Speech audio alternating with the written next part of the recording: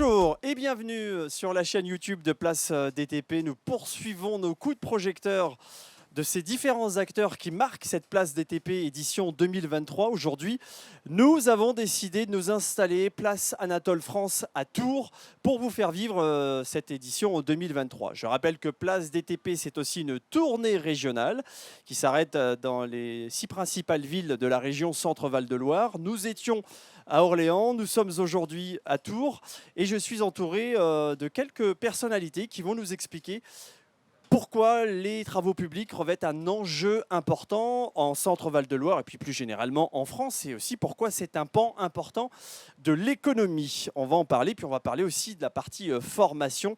Ça, c'est très important puisqu'il y a un lien très étroit entre les écoles, les centres de formation et bien sûr les entreprises. Alors, je vous présente à ma gauche Christian Baudin, le président de la Fédération régionale des travaux publics. Bonjour, président. Bonjour. Alors, sans la Fédération régionale des travaux publics, il n'y aurait pas Place DTP. C'est vous qui êtes à l'origine de ce dispositif assez exceptionnel. J'aurai l'occasion d'en parler. Comment allez-vous, président ? Ça va pas mal aujourd'hui. Il y a du monde, du soleil. On est Un bien, petit hein peu frais, mais ça va. Oui, il faisait un petit peu frais, mais ça a tendance à se réchauffer. On va vous donner la parole, mais je constate que vos cordes vocales, quant à elles, elles sont plutôt chaudes. Ça fonctionne.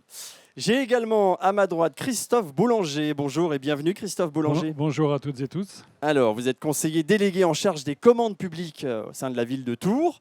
Et vous avez une autre casquette. Vous êtes vice-président du syndicat des mobilités. Voilà, c'est ça. Ça en fait du boulot, non ?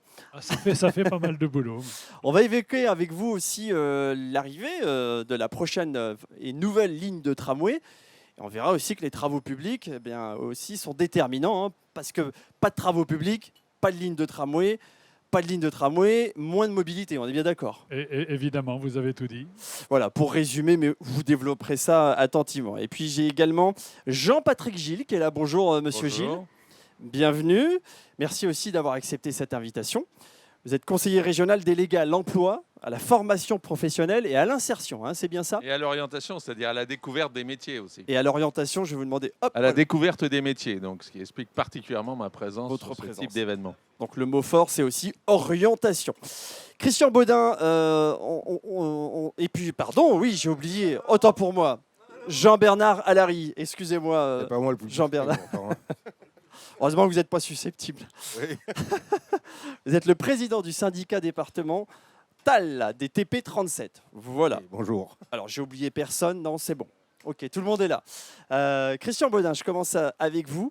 Voilà. Saisissez-vous du micro. Aujourd'hui, la tournée s'arrête à Tours. Oui. C'est aussi, en tout cas, le département 37, un département dynamique en ce qui concerne les TP en règle générale. Alors, on pourra en dire 2 mots.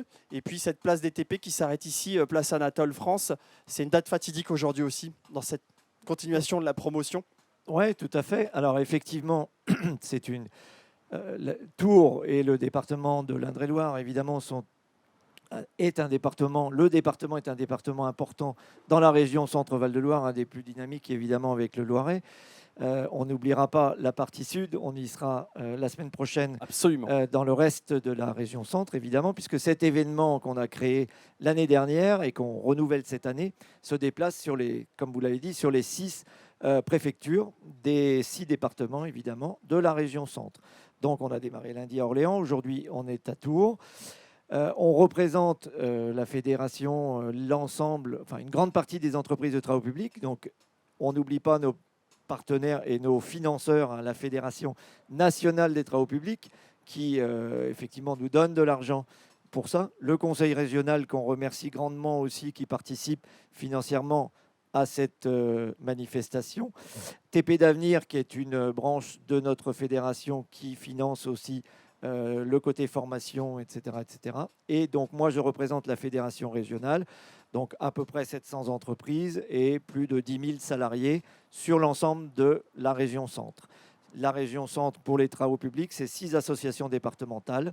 Donc à chaque fois que l'on vient dans un département, on met à l'honneur la fédération, l'association départementale, évidemment en la personne de son président, ici Jean-Bernard. Que j'ai failli oublier. Que vous avez, voilà, c'est un petit gabarit, on ne le voit pas, prend pas beaucoup de place, c'est vrai. Voilà. Jean-Bernard Allaire. Et voilà pour cette présentation non exhaustive, hein, évidemment, des TP. Je vais vous redonner la parole dans un petit instant, Président Baudin.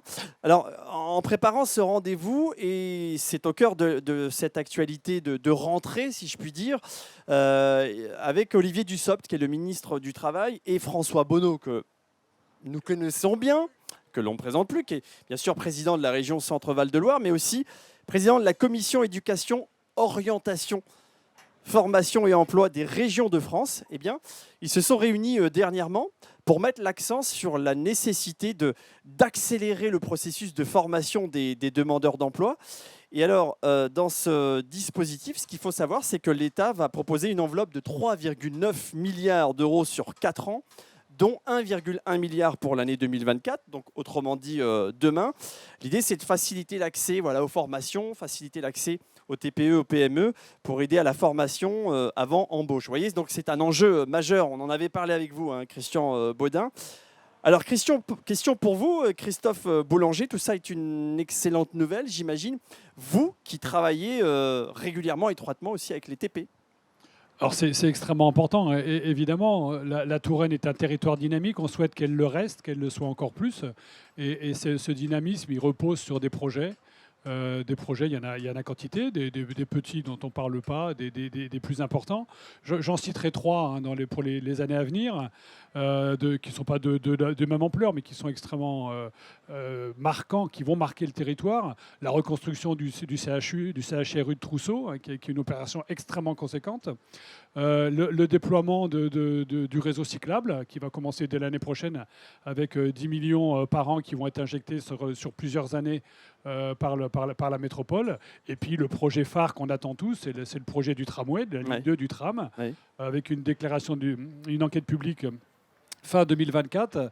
Et donc on attend une déclaration d'utilité publique début 25, pour attaquer tout de suite les travaux. Et je vois ici sur vos stands les métiers qui sont représentés. Tous les métiers qui sont représentés ici vont être concernés par cette très grosse opération. 2 ans de travaux, 2 ans et demi de travaux. À partir de 25, c'est quelque chose qui est extrêmement important. Et de ce point de vue-là, les TPE, moi je les considère davantage comme des partenaires. Alors évidemment, on aura des relations contractuelles à un moment donné quand on signera des marchés, mais ça passe par du partenariat. Et il faut absolument que ces entreprises soient au rendez-vous, que vous soyez en capacité de produire ces opérations. Et donc ça passe évidemment par le recrutement, par la mobilisation de tous les acteurs, pour que vous soyez les contributeurs de ces beaux projets qui vont marquer la décennie à venir sur le territoire du département. Alors vous avez parlé de recrutement, c'est un mot ô combien important. J'imagine, Jean-Patrick Gilles, que ça entre bien en résonance dans votre esprit. Qui dit bon recrutement, dit aussi bonne formation, bonne orientation. Tout ça, il y a une intrication, en tout cas, tout ça est lié. Vous avez raison, c'est un peu mon job de faire qu'on trouve du monde, que les gens soient formés et que même après, il y a un appareil de formation qui permette de faire aussi la formation continue, les nouvelles technologies, etc. Alors, moi, je suis content d'être là parce que moi, j'ai une conviction sur la découverte des métiers. On appelle ça l'orientation, mais je préfère parler de découverte des métiers. Nous, on soutient toute opération qui permet de voir les métiers en situation. Il y a les brochures, il y a Internet, il y a tout ça. Mais on sait d'expérience qu'il n'y a rien de mieux que de voir les gestes professionnels, de rencontrer des professionnels. C'est pour ça qu'on soutient Place des Travaux Publics. Comme demain, on soutiendra pour l'industrie Made in Loire-Vallée, etc. Et tous les dispositifs de ce type, parce que c'est un gros enjeu de faire découvrir aux jeunes et aux moins jeunes parfois des métiers auxquels ils ne pensent pas, dont ils n'ont pas l'image. On vit dans une société où on ne connaît pas les métiers. Même les travaux, souvent, ils sont derrière des palissades. Les enfants, souvent, ne connaissent même pas le métier de leurs parents, même si les entreprises font des portes ouvertes. Donc, tout ce qui peut favoriser, et moi, je remercie la profession de le faire, et on sera toujours à leur côté. Et puis après, il faut former. Alors, il y a des gens qui ont besoin des formations de base. C'était les chiffres que vous évoquiez, la discussion que vous évoquiez avec le ministère du Travail qui va renouveler des opérations un peu à la baisse, mais bon, les chiffres du chômage se sont améliorés. Mais voilà, toute personne ait les compétences de base. Et après, notre objectif, c'est que tout le monde ait au moins une qualification professionnelle. Et le secteur des travaux publics eh bien, en offre pas mal. Donc, il faut attirer, parce que maintenant, c'est comme ça. Faut un peu séduire les personnes et puis les former. Donc, c'est le sens d'aujourd'hui, découvrir les métiers et puis découvrir les filières de formation, les organismes de formation. Et je crois que nous avons une offre de formation tout à fait satisfaisante.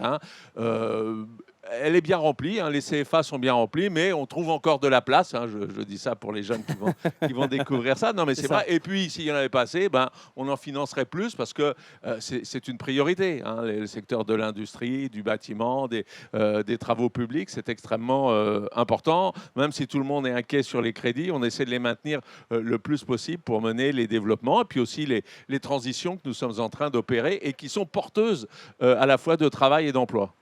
C'est pour ça que le soutien des politiques publiques, Jean-Bernard Allary, est fondamental. On vient de l'évoquer à l'instant. Et ça, vous le mesurez aussi dans votre travail du quotidien, Jean-Bernard Allary. Effectivement, sans les collectivités, il serait difficile d'actionner le levier des TP.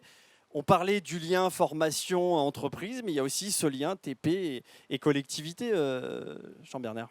Oui, les collectivités sont quelque chose de très important pour la profession. C'est 50 à 60% de notre activité globalement. 50 à 60%. 60% de l'activité. Donc c'est conséquent. Donc oui, sans les collectivités, il y aurait beaucoup moins d'entreprises de travaux publics. Voilà, après, on est heureux qu'ils nous accompagnent et qu'ils nous soutiennent dans nos actions pour la formation et la recherche de bras et de cerveau pour travailler. Oui, il faut les deux, le bras et cerveau. Et l'un ne va pas sans l'autre, bien évidemment. Alors, je vais me tourner à présent vers le président Christian Baudin. Je sais que la formation, c'est quelque chose qui vous tient aussi à cœur à la FRTP. C'est aussi la clé de voûte, j'ai envie de dire, des travaux publics. On vient de l'évoquer à l'instant avec Jean-Patrick Gilles, nous dit, voilà, quand on vient ici à Place des TP, c'est aussi de la découverte pratique, puisque derrière nous, on a des exercices, des cas pratiques. C'est ça aussi, Place des TP, c'est outre le fait qu'on peut échanger, discuter avec les professionnels, on peut aussi s'initier, découvrir. Oui, voilà. C'est très important, effectivement, pour nous. Alors, c'est vrai que les travaux publics, par définition, c'est historique qu'on utilise, nous, l'apprentissage, l'alternance dans nos entreprises, c'est une grosse source de recrutement. Donc ça, c'est très important. Et on est accompagné, évidemment, avec des centres de formation ou des lycées professionnels. Et donc, c'est pour ça qu'on leur donne aussi l'occasion d'avoir une vitrine sur cette place des TP. On l'a vu, on a les métiers, les métiers là-bas, on a les entreprises qui vont rencontrer les jeunes et on a tous les centres de formation ou lycées professionnels parce qu'effectivement, ça fait partie de la boucle complète. On a nos clients et donneurs d'ordre, mais on a aussi nos partenaires en formation pour nos jeunes et d'abord nos jeunes, mais aussi nos salariés en place. Et puis, on a de la démonstration. Ce sont des jeunes aujourd'hui qu'on a qui sont en alternance ou dans les centres de formation et qui sont à l'ouvrage, justement, pour montrer, parce que c'est effectivement ce qui a été dit, c'est très important de voir ce qui est fait, parce que les travaux publics, il y a plusieurs spécialités. On voit un petit peu ce qu'il y a en surface. Nous, on travaille quand même aussi en sous-sol. C'est ça. Il y a toute la partie réseau, électrique, eau, etc. Donc, la partie qu'on ne voit pas, effectivement, et qui coûte un petit peu d'argent, parce qu'aujourd'hui, les réseaux sont assez vétustes. Un petit peu ou beaucoup? Et c'est de l'argent, voilà, on met de l'argent public. Par contre, après, c'est bouché, c'est fermé, on ne voit plus. Par contre, quand on n'a pas d'eau au robinet, ça crée quelques problèmes. C'est là que les gens se rendent compte que finalement, il y a une source, il y a un tuyau, et il y a des gens pour les poser. Et ça fait partie de nos métiers. Après, en surface, évidemment, les entreprises routières sont présentes et on les voit. On les voit souvent nous embêter aussi quand on circule. Mais une fois que c'est terminé, on est content des ouvrages. Ça, c'est quand même des choses qui restent. Et après, quand ça s'élève, ce que je dis toujours, après, c'est le bâtiment. Donc, c'est plus nous. Nous, on reste quand même terre à terre au niveau des travaux publics. Voilà. Au sens propre comme au sens figuré, d'ailleurs. Exactement, mais on est très propre, d'ailleurs. Oui, c'est sûr. Merci, Christian Baudin. Alors, je rebondis sur ce que vient de dire à l'instant Christian Baudin, Christophe Boulanger, puisque vous avez parlé de cette future ligne de tramway. Et évidemment, il va falloir creuser hein. Et donc, on va voir de l'invisible. Cet invisible, sauf les panneaux qui vont indiquer déviation, l'impossibilité de circuler, et vous imaginez bien que les tourangeaux vont pester, mais néanmoins, on est obligé de passer par là si on veut demain avoir une ligne de tramway. Et c'est bien d'expliquer, oui, qu'on a les ouvriers sous terre, mais si demain vous voulez un tramway, de l'eau par exemple, parler des canalisateurs, c'est indispensable de comprendre ces enjeux-là finalement. Ah mais c'est absolument nécessaire. Et je pense, vous le disiez, mais Jean-Patrick le disait, vous travaillez toujours derrière des palissades, vous êtes les embêteurs, les empêcheurs de tourner en rond, il y a une barrière, la route est barrée. Je peux pas passer, bon, c'est pas vrai. Effectivement, on a eu le débat avec le Covid sur les professions essentielles, on peut en discuter. En tout cas, on ne va pas faire un classement, mais les TP font partie des professions essentielles. Si on veut voir mûrir nos projets, les projets collectifs, ce n'est pas que les projets des élus, hein, c'est les projets pour le bénéfice et le bien-être de toutes et tous. L'ETP est une profession essentielle. Alors effectivement, il y a la part invisible, mais il n'y a pas que la part invisible. Quand on parle de l'éclairage public, il y a aussi du visible, il y a quantité d'autres domaines. Mais oui, c'est indispensable d'avoir des bons réseaux d'eau. Aujourd'hui, il y a des problèmes de sécheresse. On parle de plus en plus de fuites de réseaux et il faut qu'on soit performant aussi sur ces questions-là. Et ben c'est vous qui êtes les faiseurs, entre guillemets, qui êtes les acteurs de ces politiques. Vous êtes notre bras armé, nos bras armés, qui intervenaient pour le compte d'eux et qui, au bout du compte, collectivement, on arrive à faire en sorte que la ville se développe, la ville fonctionne, tous les services soient rendus à la population. Et voilà, pour moi, c'est quelque chose qui est une affaire collective, effectivement. C'est quelque chose de collectif. Voilà. Alors Jean-Patrick Gilles, je vais vous faire réagir aux propos de Christophe Boulanger, parce qu'il nous parlait de l'importance d'avoir de l'eau chez soi, bien entendu. On va éviter les fuites aussi dans les canalisations, parce que derrière, il y a aussi des enjeux environnementaux importants aussi. Et l'eau, on voit bien, ça se raréfie. Encore mieux que moi, hein, parce qu'on se connaît bien, nous sommes dans la même équipe municipale, donc on se connaît bien. Oui, mais je pense aussi qu'il faut peut-être dire autre chose, c'est-à-dire que sans tomber dans le nationalisme, notre pays a un savoir-faire très important là-dedans. On travaille, et qu'un jeune qui rentre dans ces métiers, qui au début peuvent être des métiers du sous-sol, comme vous l'avez décrit, et qui sont extrêmement utiles, voilà, la mobilité, l'éclairage, l'eau, enfin, tout ce qu'on utilise au quotidien et qu'on oublie comment ça marche. Et ça, on peut faire un très très beau parcours de formation et professionnel et aller dans le monde entier. On n'est pas cloué à son territoire et à son sous-sol. Il faut aussi dire ça, qu'on est un pays qui exporte, qui a beaucoup de marchés à l'étranger, à l'international, qu'on est reconnu, et que ça veut dire de très très belles carrières qui peuvent aussi être faites dans ces métiers qui sont, vous le disiez, d'une grande utilité et qui sont aussi des métiers de demain, parce que c'est avec ces métiers-là qu'on fait la bifurcation écologique qui est nécessaire quand il faut remplacer, mettre des LED ou limiter les fuites d'eau. Donc jusqu'à maintenant, on ne s'occupait pas trop. Et puis quand on constate les chiffres, on est totalement affolé, quoi. Et puis on voit aussi ces sécheresses répétitives.